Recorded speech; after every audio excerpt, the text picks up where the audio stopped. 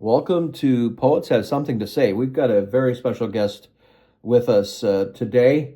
His name is D.G. Clearing, and he lives in the Fox Valley area. His poems have appeared in a variety of anthologies, documentary, poetry, films, and media outlets, including USA Today, the Milwaukee Journal-Sentinel, the Bay Press-Gazette, and others. He was chosen to be a representative for Wisconsin in 2020 for the National Poetry Month by the Council of Wisconsin Writers. And in 2023, he was a regional judge for the National Poetry Out Loud competition and is an ongoing ambassador for Wisconsin. And we'll get into more of he's involved in so many things. D.G. Clearing, thanks for joining us on this January edition of Poets Have Something to Say. Hey, Jeff, it is so good to be here. Thank you so much for inviting me. I'm looking forward to sharing my words with everybody.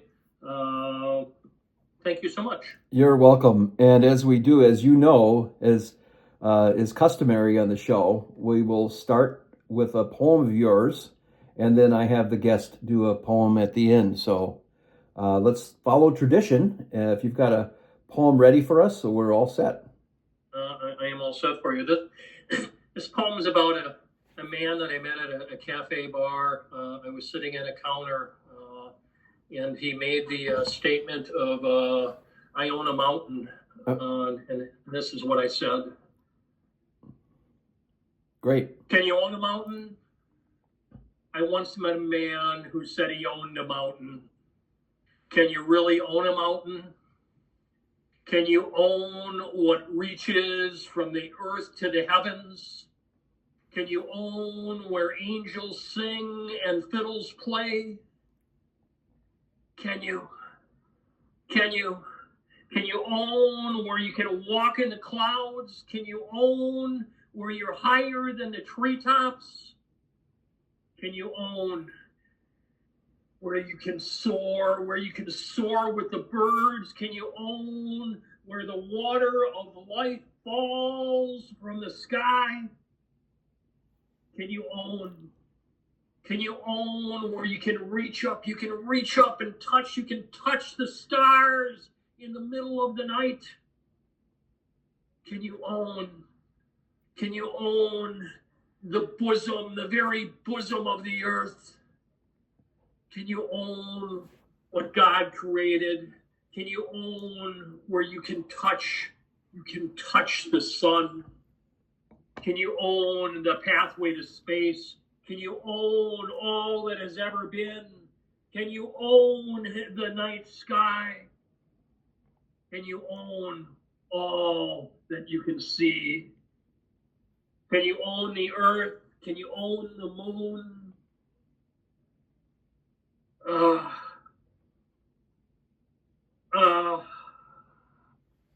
I once met a man who said he owned a mountain.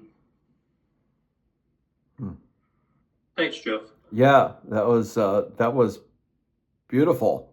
Loved it. No, thank you. That was all started by a short conversation you had with somebody.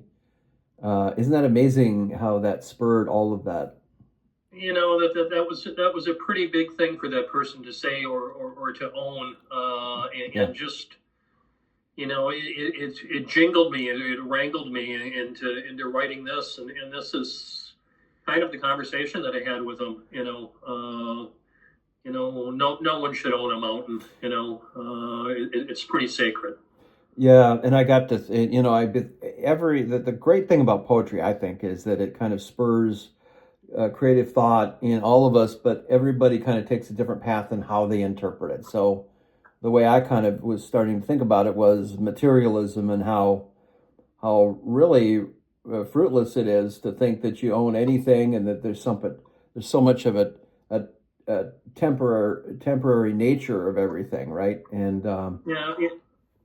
correct. We're just the caretakers of the earth. And we need to be better caretakers. And by owning a mountain or anything like that, you're not a very good caretaker. It has to be shared. Yeah. D.G. Clearing is our guest. What an amazing poem. This is Poets Have Something to Say, the January show Can you tell me a bit, DJ, about your journey into poetry? What inspired you to write? I've always written. I've always been into art. Poetry writing is a form of art. One of my first things that spurred me into wanting to be an artist is when I was a very young kid, maybe fourth grade. One of my teachers literally accused me of plagiarism in fourth grade of this beautiful picture I did of a ram.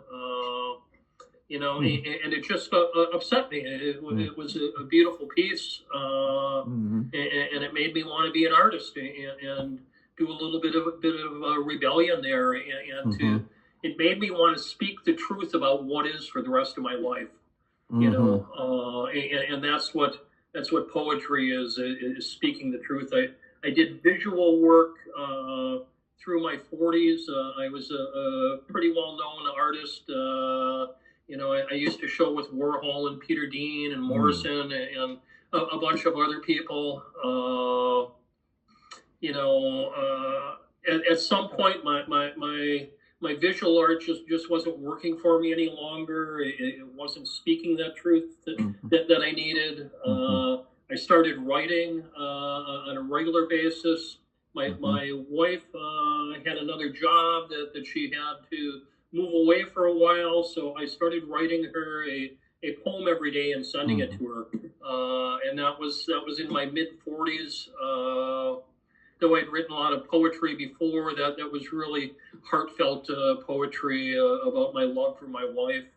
And then I just continued on from there and have been writing regularly since then. I started performing my poetry about 10 years ago, and I regularly perform anywhere between 1 to 2 times a week, or up to sometimes 8 times a month. So that's I remember seeing you at the Pi Day that we had in Fond du Lac, and tell our listeners a little bit, our viewers a little bit more about.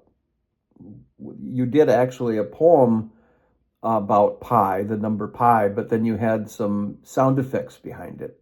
Tell us.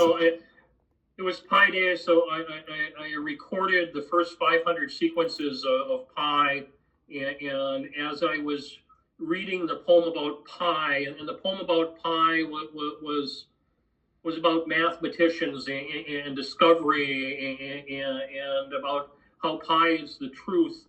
But while I was reading that poem, I played the first 500 sequences of the number pi. So you were listening to my words, and then you were listening to the infinite sounds of pi, which never ends. And I thought the two worked very well together. I just thought it was just brilliant, absolutely. And that was a great day. We had a lot of great poets. I think we had 20 or 25 people there at Moraine Park Technical College, and that was on March 14th of this year. And it was a great way to celebrate our Wordsmiths Club. So thank you for being a part of that. No, thank you for inviting me. Anybody close by should go. It's a wonderful group of writers and poets, and it's a nice chance to share not only your poetry, but other types of writings that you do. So, and it's so nice that the college allows you to use the space there. Yeah, it's very awesome, and from some help with John Sala, who has his meetings out there too. So he's got the inside connections. And I'm so interested in finding out more about how you articulate how poetry can connect with people.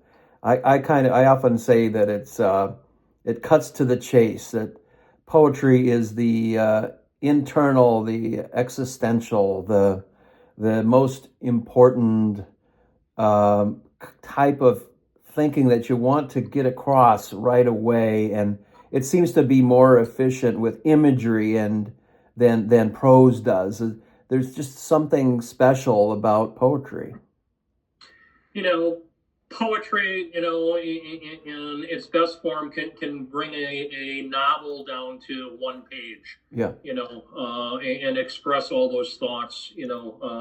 Poetry is, about exposing the truth, about exposing the lies. Poetry is about inner feelings. Poetry is about your neighbor, telling about your neighbor. Poetry is about your friends. Poetry is about war. Poetry is about peace. It's about all of those things in a condensed form. It's raw. It's when you're done reading a poem. Your heart should beat. When you read a really good poem, it's like your heart should just stop. It's like, oh my God, Yeah. And there are so many incredible poets in Wisconsin. If anybody has the opportunity to go to an open mic or to a poetry read, I think you'd be surprised on what you hear. You think of traditional poetry and oh, it's so hard to comprehend. I think with contemporary poets, including myself, when I read, you get a feeling out of it. It's there's existentialism in there, and there's some far-reaching things, but it's raw, and you can see the basis of what's there, and just go, oh my God, and I consider poetry. There's two forms of poetry. There's one that you read, and the other form of poetry is when I read it, and that's a performance. It's, I don't know if you can get my full emotions into just a read of my work, but if you listen to me, like the Can You Own a Mountain, can you imagine that, as you're reading it, as I read it, if you've heard me a bunch of times or a few times, you probably can, but poetry is a performance, and there's a lot of great performers in the writing world. I've heard you read, Jeff. You're an incredible presenter and some pretty deep work. Well, it's the radio voice, I think, that comes through for me, maybe. But I had a question, and I may have asked this to James Hamilton when he was on too. But is there a difference between memorizing? Let's say you memorize a 5 or 10 minute piece, right? Is there a difference between memorizing it and presenting, and then compare that to reading it off a page? Is there something about owning it and memorizing that is special? I write a lot. I try to write a lot. I memorize a few poems. I don't memorize all that many poems. Normally when I read, I am reading off of a sheet. Some people read off of a teleprompter, and you might think they're reading, but they're reading off of a teleprompter. Yeah. I've done some performances where I felt it mandatory that I had to memorize those poems. But the expression, the passion in there, is the same as if I was reading it off of a sheet, because it's all about the passion, if you don't have the passion, you're not going to be able to have a decent read, and it takes time. I prepare my reads. I don't write something and decide I'm going to read it that night without preparing it. I might read a poem, 20 times, 30 times, 50 times. I do a lot of recordings of my poems. When you hear my recording, you go, oh God, that's just an incredible recording of that poem. But in that, I might have re-recorded it, 75 times before I was happy with it. So, it's all about passion, but both ways work.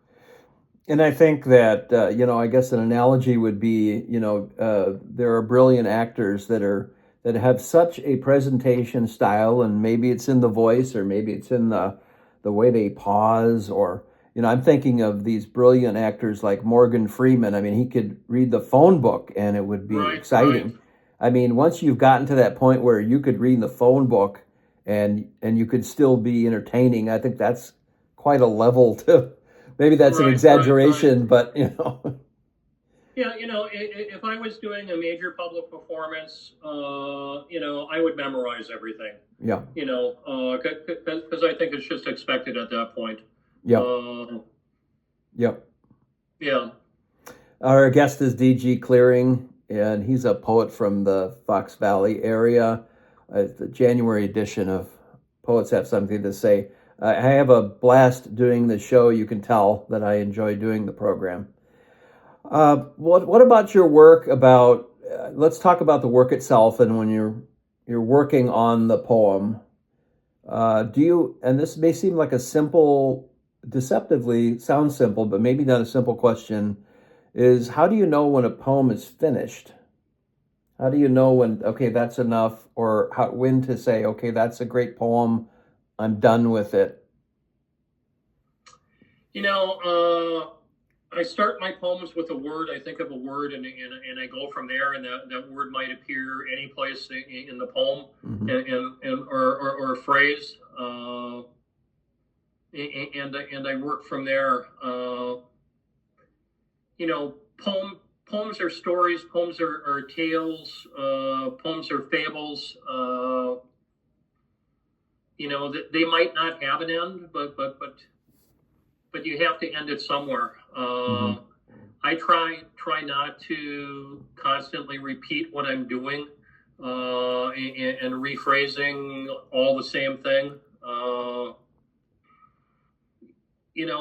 When it's done, I just feel it's done. I don't rework my poems. I rework my poems when I'm working on them. I don't come back to poems days later, or weeks later, or months later and rework them. When I'm done writing for the day, that poem is done. It's just a feeling in my heart, in my fingers, in my soul, that it's done, and that's it. Yeah. Yeah. It's not when it's done. Yeah, it's not a thinking thing. It's more of a feeling. Correct. Type of thing. You can't think too much when you write. Absolutely. So let's talk about events, and maybe some projects you want to be. Let's look ahead a year or two. What do you see DG Clearing doing in the next year or two in the Fox Valley and surrounding area? I'd like to get involved more in the local area. I would like to get an open mic going that I'm hosting to get people a little bit more exposure here. There's really only one open mic in the Fox Valley area. I want to get back out to New York and do some reads out there. I'm working on a album right now, which hopefully will be out by fall time. My first spoken word album. Great. Yeah.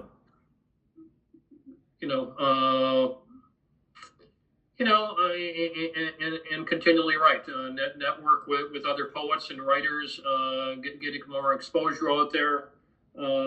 Maybe get involved a little more with Poetry Out Loud, which is a program that involves high school students, 9 through 12. It exposes them to poetry. It lets them develop public speaking and self-confidence. It's a resuscitation, recital, where they learn that they memorize a poem and then recite it publicly. There's local, state, and national competitions for it. Any high school student out there can ask your English teacher if they don't have it.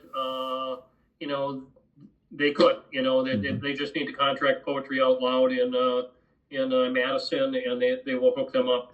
But there's there's a $20,000 cash prize for the national championship.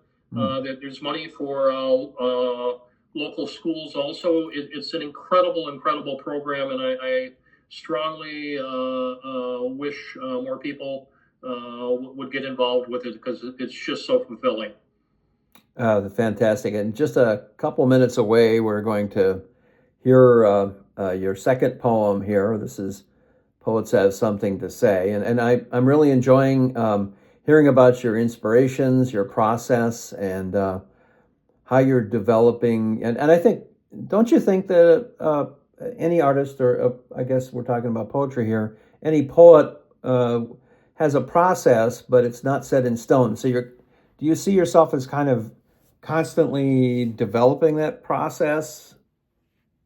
I constantly see my I don't know about the process, but I can see the difference in my poems, from year to year as becoming more simple, as becoming more exact in what I'm feeling. My process kind of stays the same. I do a lot of journaling on my phone when I think of something. I'll make a little voice memo on my phone, and about once a week I go back to that and I take all my voice memos and I have a sheet that has line prompts on, poem line prompts, and I put it on there, and some of my poems are developed out of that. So that is awesome. Well, let's hear that next poem. DG Clearing is our guest. It's New Year's. Happy New Year's, everybody. You too. This is a little what happens. We all end up with, we have that big New Year's dinner, and we end up with leftovers. Yeah. This is about the leftovers. Great. All the leftovers. Here I am, sitting at the kitchen counter, wondering what I should do with all the leftovers. Do I bag them up? Do I put them in the fridge? Do I freeze them? Some should go. They're just not worth saving. But some are so good.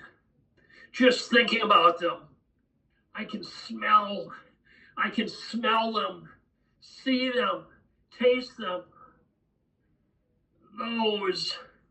Those I'll save. Those I'll save in vacuum sealed bags so they don't get freezer burnt. And could last.